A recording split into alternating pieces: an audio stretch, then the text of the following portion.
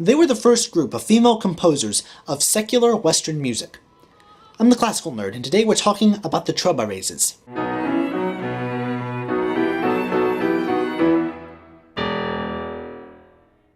Back in France in the 12th and 13th centuries, women were afforded a kind of freedom in upper-class society than one wouldn't normally expect. I mean, it was the Middle Ages and no one had a decent life and women were still second-class citizens, but if you were a lady of noble birth and the men happened to be off at one of the Crusades, you could make a pretty decent life for yourself. Women in courts had a lot of time on their hands, and one of the best ways to pass the time was in music making. This cultivated a group of amateur singers and songwriters. The ones that did so professionally were considered much lower class because they actually had to work for a living.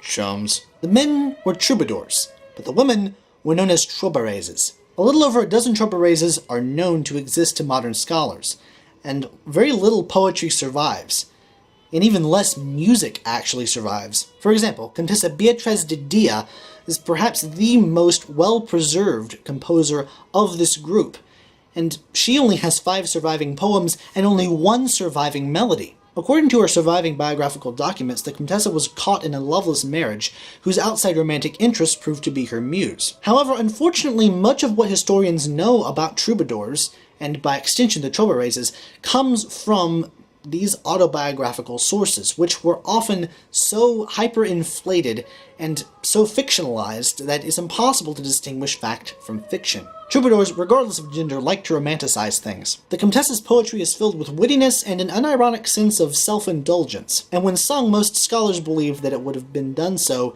in unison with a low flute. As an extra kick, the tone of the surviving poetic musical setting is very much, "It's not me, it's you," before moving on to the ever-present subject of unrequited love. And people think Justin Bieber is original. Much has been written about this piece, as you might imagine, because it's the only surviving musical setting of a poem from an entire school of composition. Collectively, the Troubadours were the first female composers of Western secular music, as composers who had come before, such as Saint Hildegard, exclusively wrote sacred works. The few troubadours who were not of noble birth were likely funded by a major patroness of 12th century troubadours, Ermengarde of Narbonne. Narbonne? Narbonne?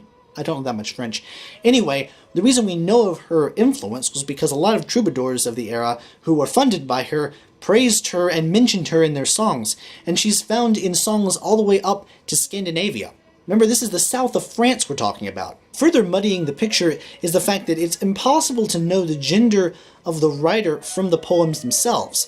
So a lot of poems and poetic settings that we just don't know for certain if they were actually written by a female troubadour. This is because male troubadours often wrote poetry and songs from a feminine perspective. While they certainly existed, what exactly constitutes a surviving known work by a troubadourette is a matter of hotly contested debate within that particular slice of academia. So while we don't know a great deal about the personal lives, or even the music, of this entire school of musical expression, what we do know gives us a tantalizing glimpse into their style and their culture.